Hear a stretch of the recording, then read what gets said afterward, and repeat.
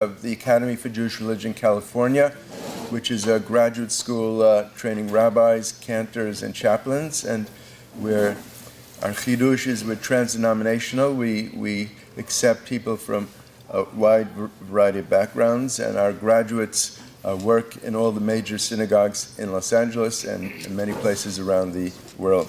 So Leonard Cohen is a favorite of so many Jews in the United States, and he really represents Jewish values and really was a Kabbalist. One of his songs, he has the words, "Ring the bells that still can ring, forget your perfect offering, there's a crack in everything, that's how the light gets in." So he viewed the darkness and the light in the world. He was not simplistic or dishonest. And he also saw that in the Kabbalistic tradition, this is the doctrine of the breaking of the vessels, where the world has darkness in it, but it's our job as the Jewish people and all people to extract the light from the darkness and grow in that way.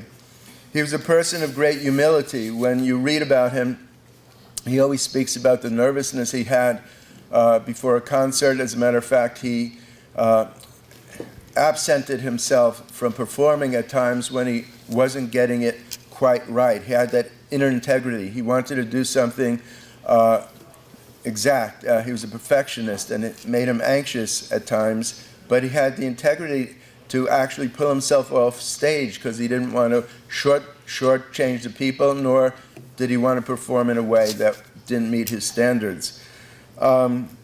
He was a person who also had a great love for Judaism, and although he was an amazing seeker, he was a spiritual person.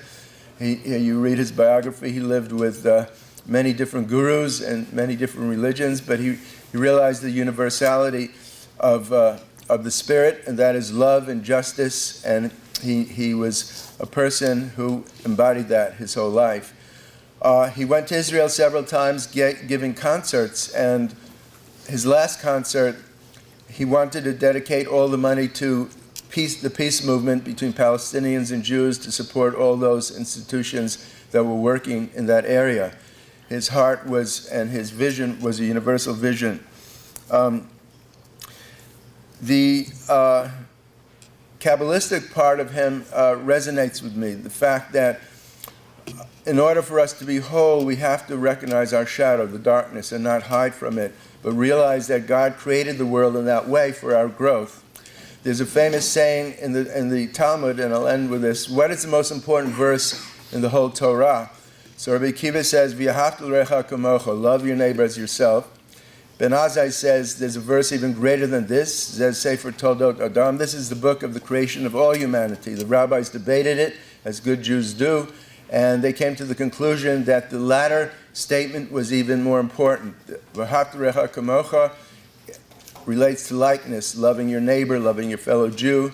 But when we say that every human being is created in the image of God, that's a more universal statement, accepting difference. As Heschel once said, God is either the God of all people or the God of no people.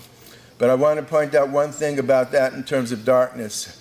Rabbi Nachman of Bratslav said something mind-blowing. He said the word Reah, which means friend, also has the root Reish Ayin, which is Ra, which means evil. So Rabbi Nachman says that love the evil within yourself.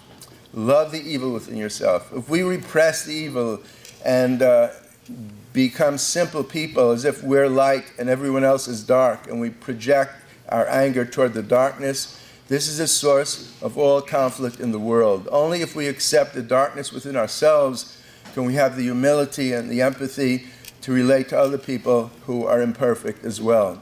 So Leonard Cohen embodied that. He was not simplistic, but he was very honest. He realized the darkness within himself, and that created humility, and that is the essence of the highest values of Judaism. As Rabbi Yisrael Salanter said, the Torah came to create a mensch. The more human you are, the more Jewish you are. If everyone followed the vision of the honesty and the sensitivity of Leonard Cohen, we would be creating a better world. Let us walk in his footsteps and we always sing his songs. I know in some synagogues in LA, Hallelujah is chanted as a traditional song because it's so moving and uplifting. So thank you for being here today, and may we all create peace in the world, and let us say Amen.